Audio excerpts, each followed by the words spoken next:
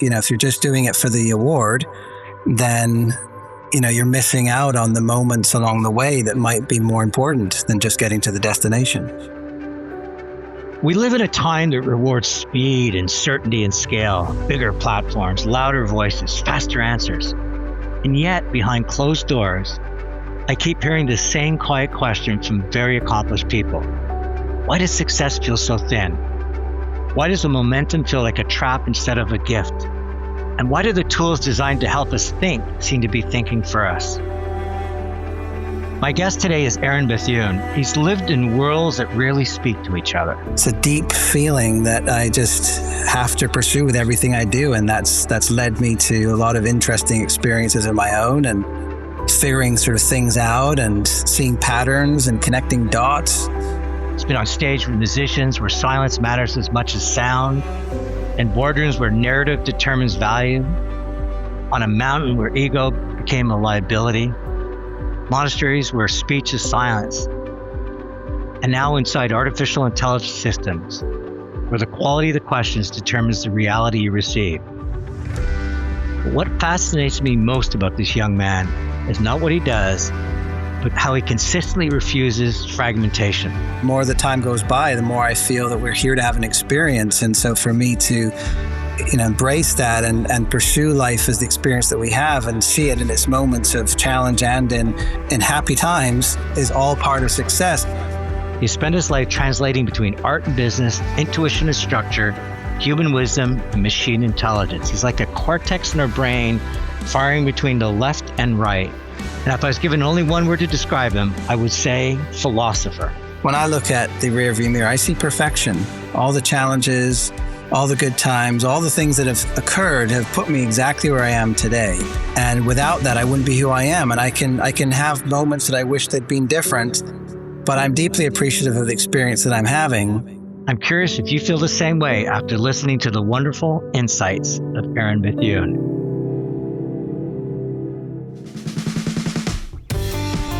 Hi, it's Tony Chapman. Thank you for listening to Chatter That Matters, presented by RBC. If you can, please subscribe to the podcast, and ratings and reviews, well, they're always welcome and they're always appreciated. Aaron, welcome to Chatter That Matters. Hi, Tony. Thank you. We've known each other quite a while, and I guess my first question is, you grew up moving between countries, cultures, languages.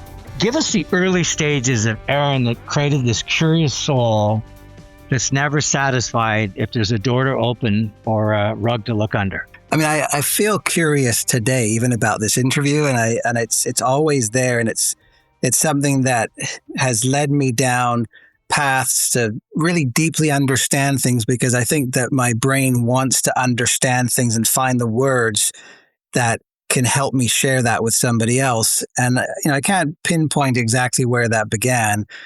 I grew up with my mother and grandparents until I was 12 in England and was born in Canada. From Canada, I went to England on a boat. My grandfather was a pianist. I used to lie under his piano while he'd play. Well, I met my stepdad when I was 7. I was very curious about that because essentially he helped us get out of a sand dune in Lanzarote, one of the Canary Islands. And I thought that was a curious lead into a relationship with my mother and then my brothers after that. But I've always been passionate about music, and music is one of those things that I don't think you ever get to the point where you say, okay, I figured that one out, done, next thing. It's like you can sit down every day and improve and find intricacies and different ways to look at the instrument, different ways to listen to the sounds.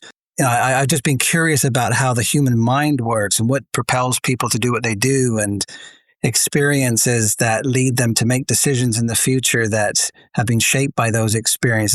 I'm just a curious kind of person. It's interesting how you talked about each time you can listen to music differently. You're never satisfied. And in some ways, I look at your life that way. You never really found a lane you wanted to command. You were, if anything, trying to find a way where's the exit ramp and the entrance ramp onto the next one? Well, I think the lane that I put myself in is the one that gets to the corner. When you get to the corner, you see what's around it, and then you can decide, is it the right lane to be in? It's sort of an uncovering of information. It's like math equations. Do we create them, or are they there to be uncovered? In my experience, the more I've uncovered, the more I've seen around the corner, which leads me to think, okay, I need to know that. I mean, even with the music industry, I literally have done pretty well everything you can do, from guitar tech, manager, be involved with record deals, publishing deals, music for TV, artist development. I mean, I've done a lot of different things. I booked Sly and the Family Stone's first tour of Japan from my dingy apartment when I was in university. And I didn't make any money, but it was this uncovering of like, how does this work? Which becomes a question of success too. Is success the bank account? Is success the accomplishment? Is success, finding out what you're looking for? Do you have a definition of that, or is that something that you're always going to be pulling at the different levers? When I talk about success with people, I always say whatever it means to you.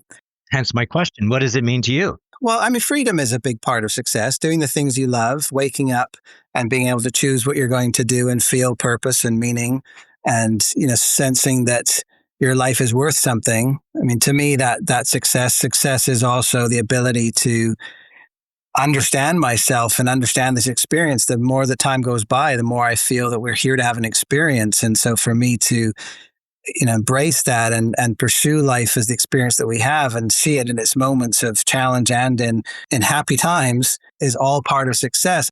It's also an element of value. If your attachment to money is that of an emotional attachment, then you're likely telling yourself that you're really amazing if you've got lots of money, and if you don't, you probably think you're not.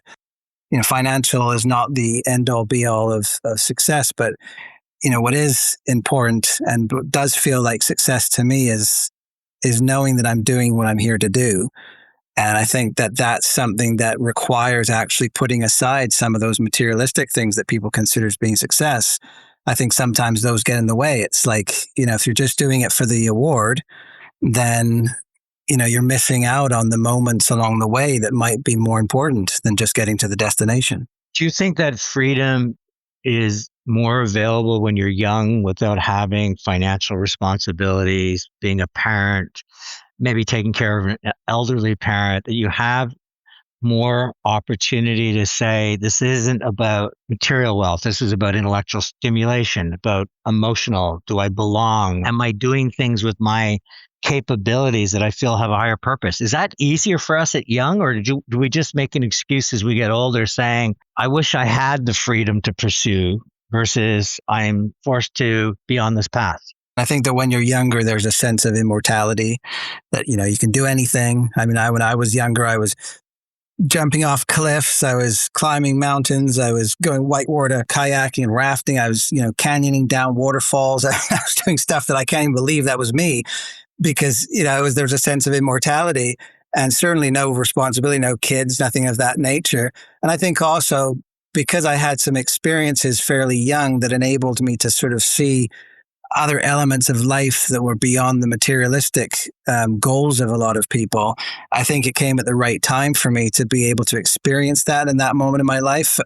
That being said, I think that as we become older and as we, have experiences that involve children, all sorts of responsibilities, of course, it becomes harder to feel that sense of freedom and at the same time easier to say, well, I'm too old, or it's, my time has passed for that, or, I've got too many responsibilities.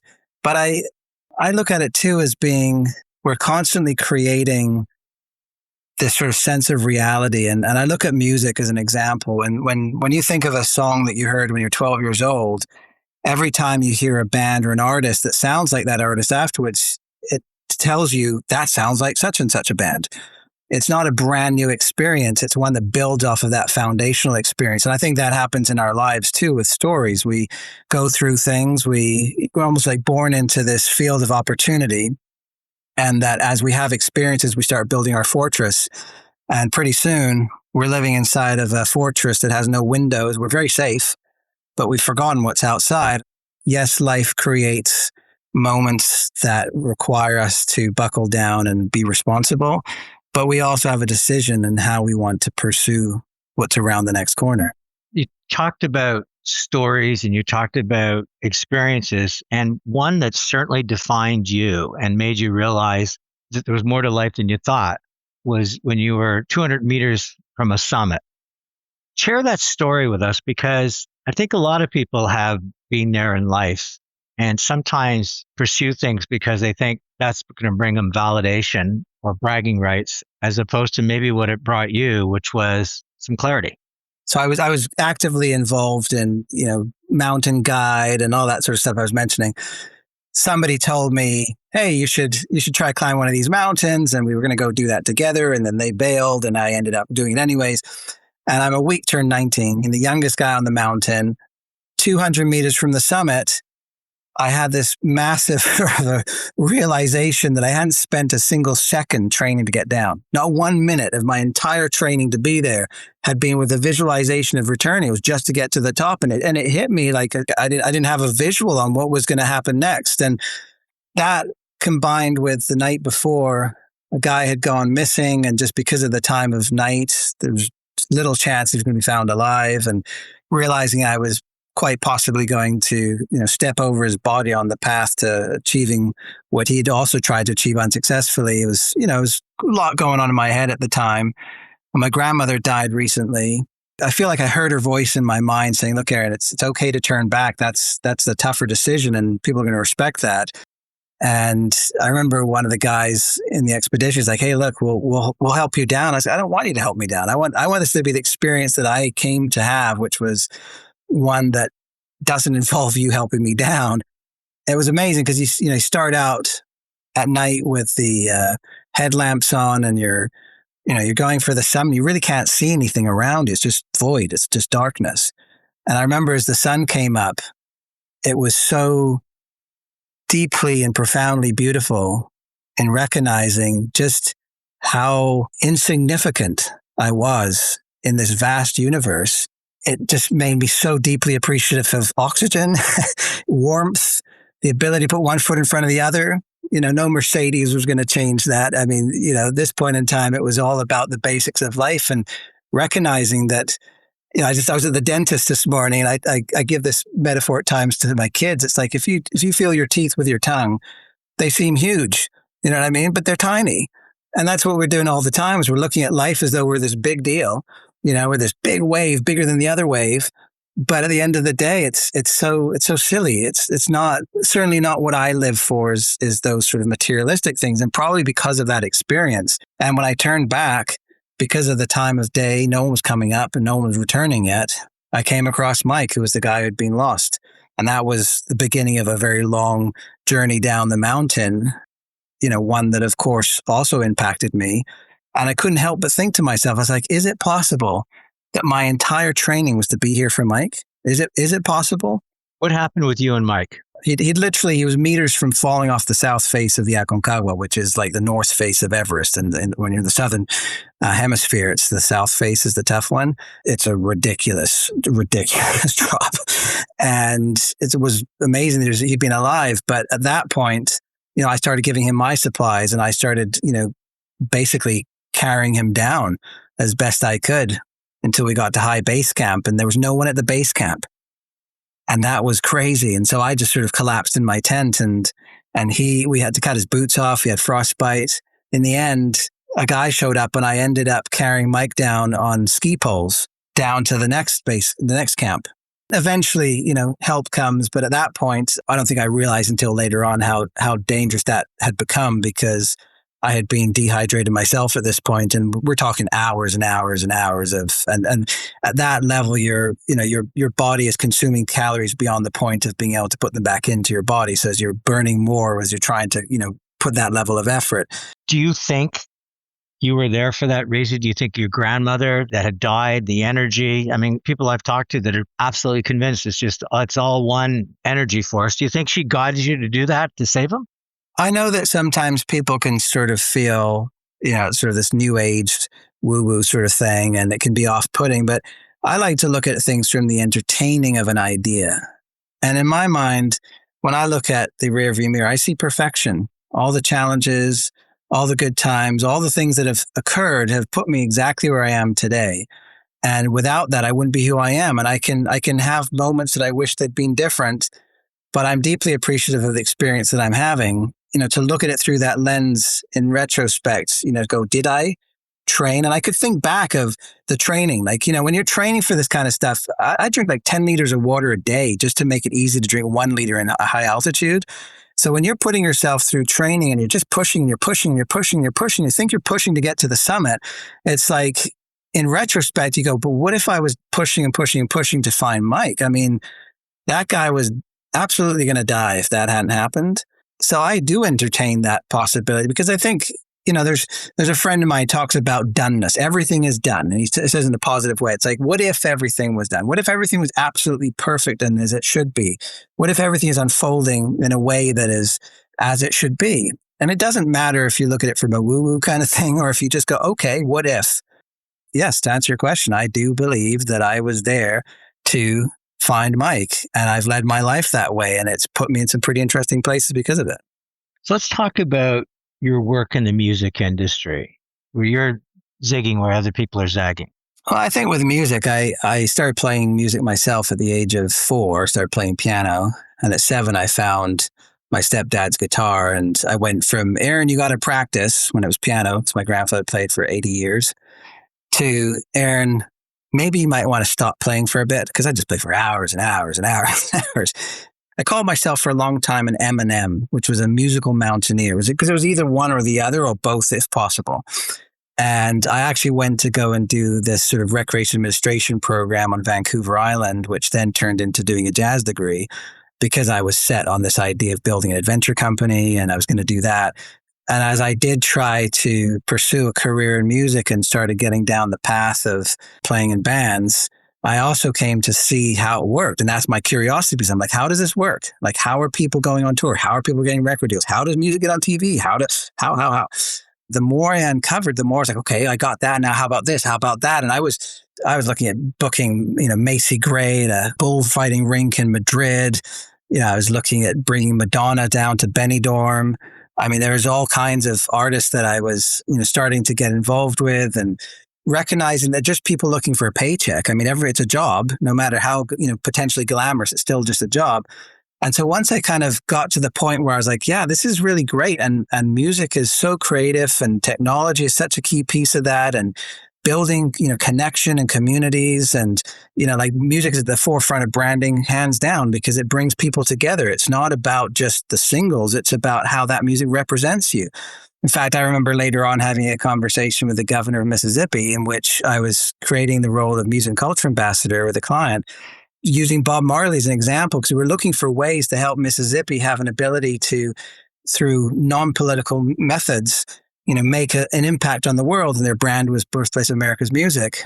And I was saying, think of Bob Marley. You can't think of Bob Marley and not think of Jamaica.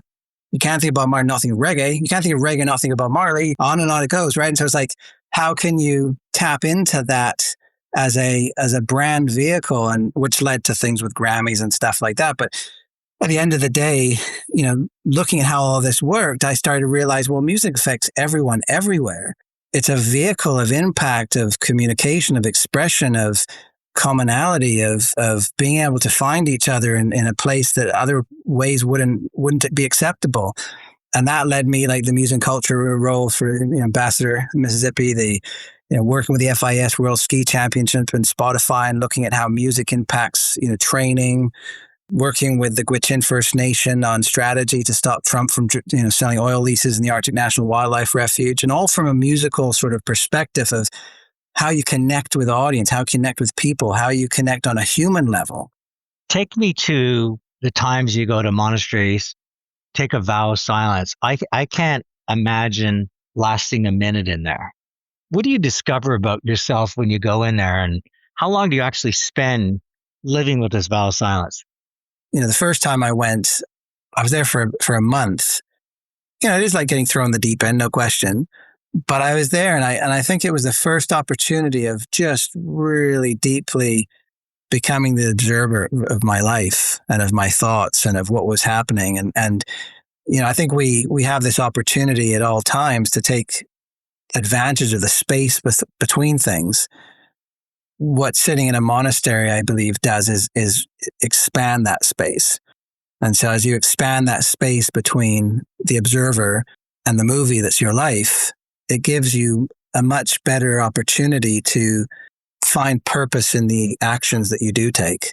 The idea of not speaking is everything's intentional. There's no unintentional thing. You don't, listen to an audiobook or music while you do the dishes. You know what I mean? Like everything you're doing intentionally and being present and being there.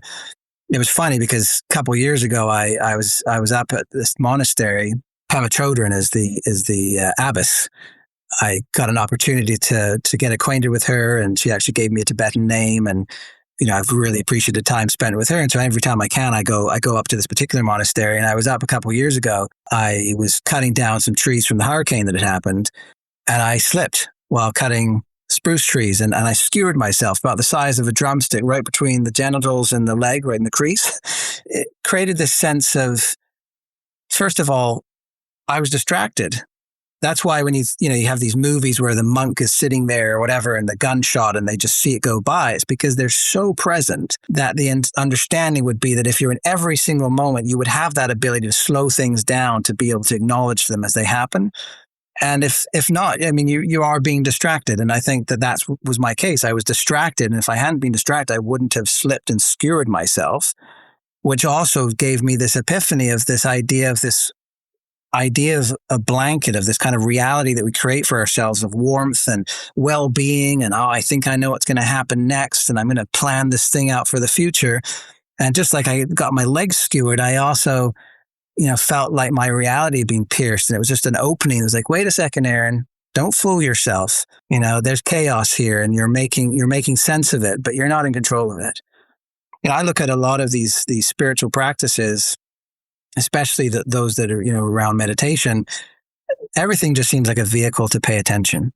Whether it's, sit in this meditation and visualize this thing, or whether it's do, 150,000 prostrations or walk around a sacred mount, whatever it is, it's all about coming back to paying attention to the moment. It's all about bringing your awareness to the here and now.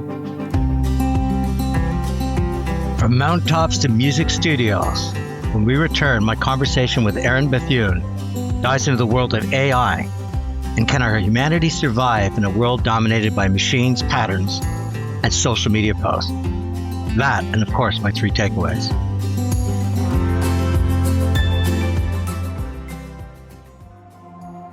Life happens.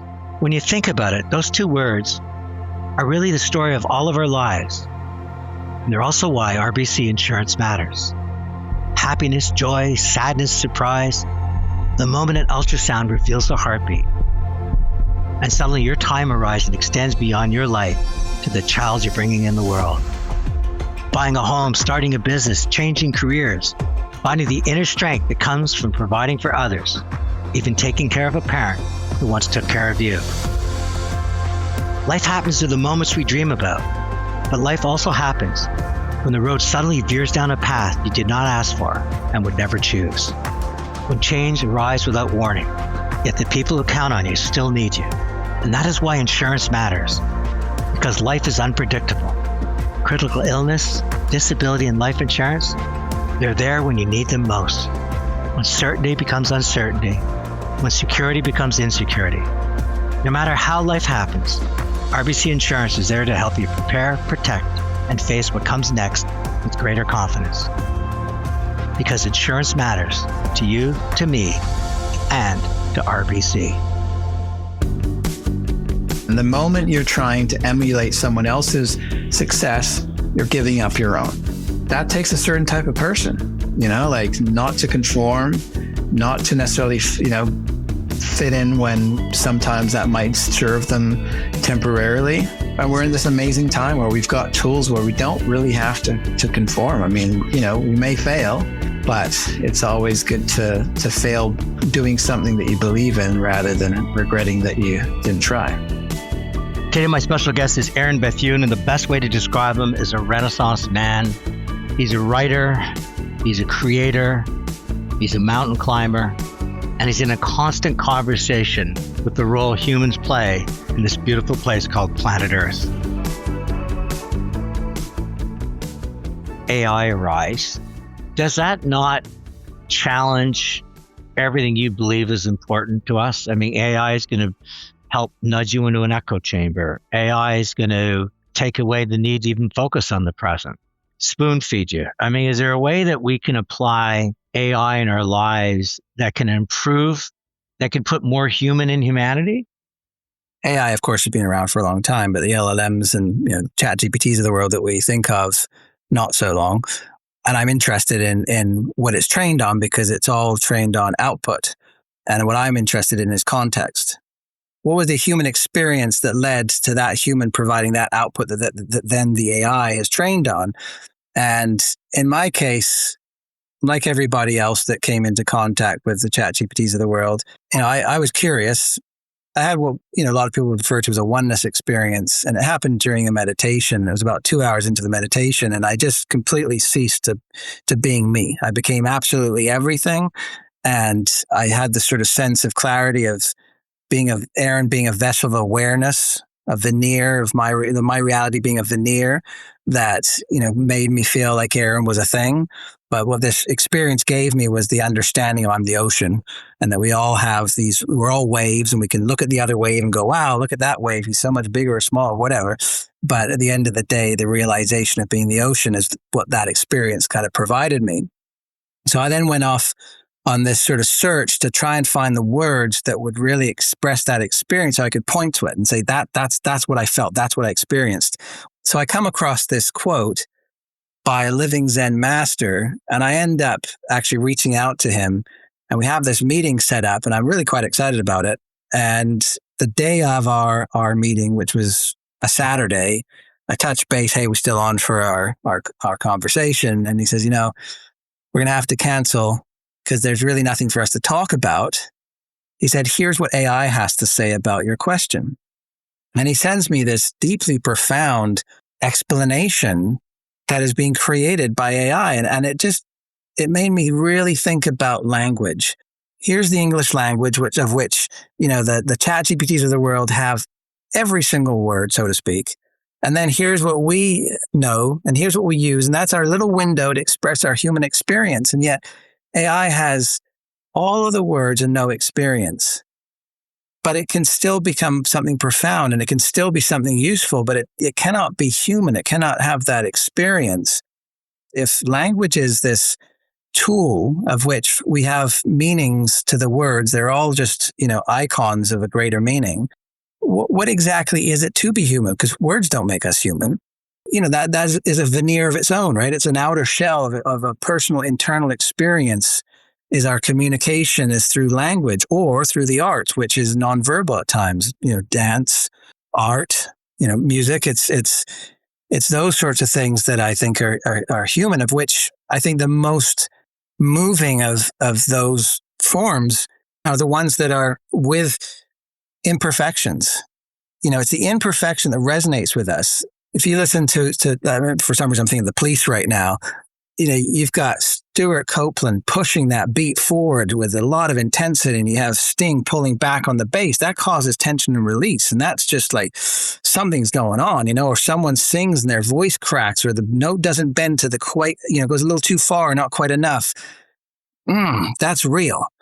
But if you go and you fix it in the studio and you do all of that and you make it so that everything's on the beat, everything's in tune, everything's absolutely perfect, something's off. And now, you can move forward in technology. There's some technology. There was one technology in particular. They actually had a button that was called the humanizer, and it just scrambled stuff. And I was like, are you kidding me? Like, you need to now press a button to humanize, to scramble so it's not perfect. And I think that's the thing too with language. When you look at these LLMs, we're seeing a lot of patterns in how it expresses language. And we're starting to see those patterns as ways to go, oh yeah, that was written by AI. In reality, when you look at the people that have stood out, it's because they don't fit in, because they've broken the rules. They've broken the patterns. I mean, look at Elvis, right? I mean, I grew up wanting to listen to Elvis when I was 5. Later on, I got a chance to work with some of his guys when I was producing B.B. King's band. And there was a time when the way he was moving was just like, whoa, you can't do that. Same with Lady Gaga and the meat dress. It's like, whoa, wait a second, what is this, right? Data doesn't tell you that. You can't, and that's what all of this is working on, is the past. Like, I'm talking to people right now in the music industry about, well, how do we find what's going to happen next? What's going to be the next big hit? And one of the things that I'm looking at is just a sort of a possibility is AI's ability to see patterns, yes, but also to process language. And is there ways for us to determine if something's going to become a hit because of how it makes people feel from day one? I mean, you heard Matt Damon talking about what it's like now to create for the Netflix audience, that they're told that they've got to restate the plot 3 times. They got to move the hook or the action scene into the first scene, where a great movie, it builds towards the action scene. It's not that we're less intelligent. It's just we're that much more distracted.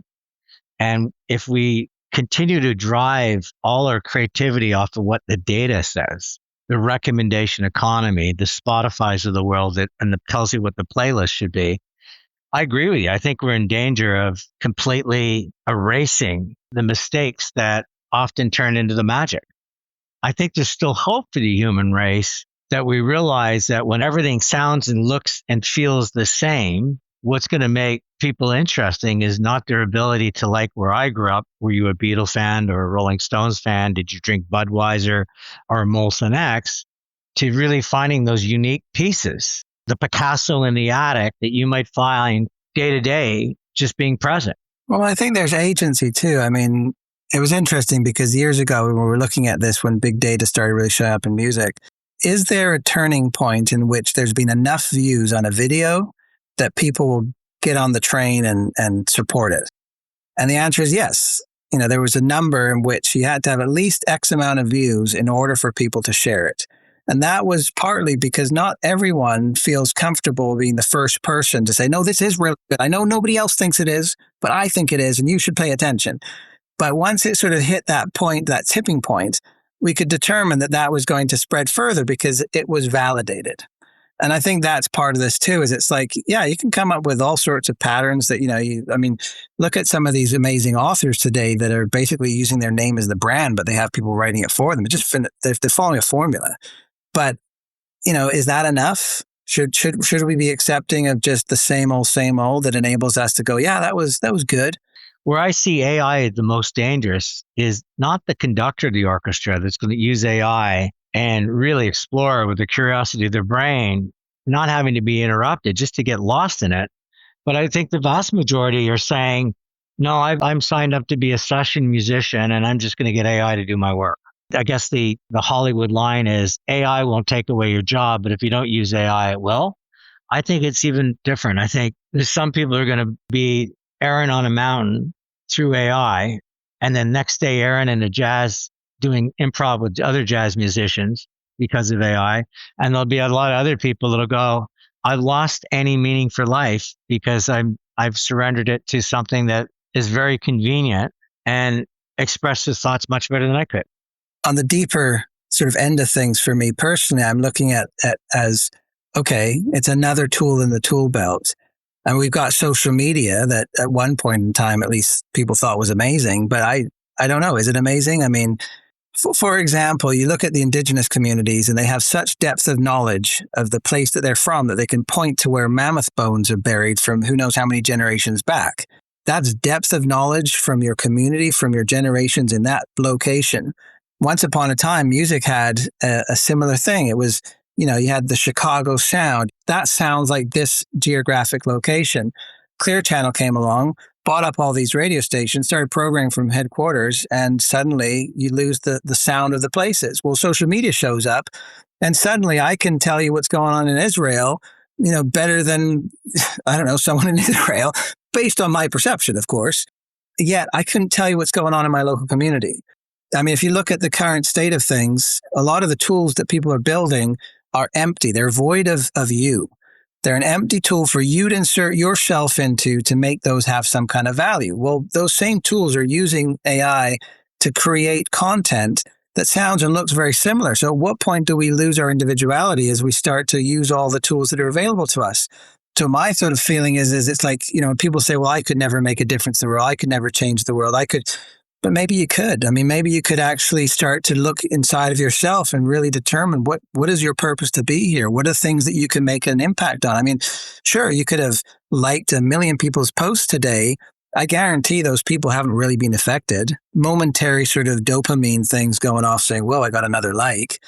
But that interaction, those things that machines and technology can't replace, is the truly human parts of our experience. And to find ourselves, like there's an Alan Watts story where he talks about God playing hide and seek in everybody and doing such a good job that we've forgotten that that's the case. And that when we find that we come to realization, we're all God. I'm not coming at this from a religious standpoint, but I'm just saying that we have to go on these explorations and have these experiences to find those kind of things. And I think we're distracted with technologies. What I do appreciate about AI and some of the stuff that I'm involved in is this idea of context and looking into people's experiences and connecting those dots. And I find that the AI can sometimes see patterns that we're incapable of seeing because of our egos. And that's fascinating to me. But, at the end of the day, I think that we have to really also question, why are we doing what we do? And I know that there's a lot of people that could sort of say, well, I'm doing this to pay the bills. And that's a very valid reason. But at the same time, we have more choice than we think. And, they say, well, if there's guns to your head, you don't have a choice. Well, you still have a choice. You might not like it, but you still have a choice. And I think if we don't stop and, pause and reflect and create space between our thoughts so that we can see these things more clearly, then we just get sucked into all of this technology that takes us down a path of echo chambers. And when AI is training on itself, it gets worse, synthetic learning. When we start to sound like AI, we're not bringing anything new. If that's what we deem to be the experience of what's going on in the world, then it can be quite depressive. Aaron, here's what I'm taking away from our talk today. The first thing that you said that I want people to take away is how. This insatiable appetite to understand things, to not just look at a painting, but to wonder what the canvas was made of and how they framed it and everything else that goes with it. Because I think scroll is as opposite you get from how. The second thing is I like to get to the corner to see what's next. I've never heard that before. And I just thought, what a wonderful metaphor, not to stay on the straightaway, even though it feels good and you feel like you're going fast, but to actually look for the hairpins and the corners, because things might change. You might be heading off into a different direction, and being open to that. And then the last one, I guess, is that what you just talked about, and it's probably the chord that's resonated the most, is you have more choice than you think. Success is freedom. If we get so caught up in our materialistic, making sure we're getting validation in social media, making sure we're posting, describe our most interesting life, and we lose that, the moments that you've had on the mountain, from your bedroom trying to produce fly in Japan, the many stories you've shared with me that we could do a whole series on. I just think you truly are a Renaissance guy, and it just reminds me sometimes that I should slow down and smell the flowers, like my mother used to tell me. The combination of you doing that and at the same time frantically looking all around you for the how is what I think makes you one of the most interesting people in my life. So I appreciate you joining me on Chatter That Matters. Well, thank you so much, Tony. And I must say that, you asked me, did I think I was training just to find Mike? And I said, I think I was. And I think that that's something that I always keep with me all the time, and understanding that, yes, you might have signed up to do a specific thing, or you might have told yourself, I'm going to do this for the next 30 days or whatever that is. It's also perhaps the thing that put you on the path to find out what you're really meant to do. And I think if you're open to that, it's the difference between I'm putting my blinders on, I'm not letting myself get distracted by anything, to I'm going to take the blinders off and still stay focused on the path I've set, but recognizing there's things around me that are in my periphery that if I can pay attention, maybe those are things I'm meant to be. And that's, a big part of what I do today with people is help them to reflect on where they've come from and where they're headed, and maybe consider that there's a corner yet to be turned that they haven't even seen in front of them. Once again, a special thanks to RBC for supporting Chatter That Matters. It's Tony Chapman. Thanks for listening, and let's chat soon.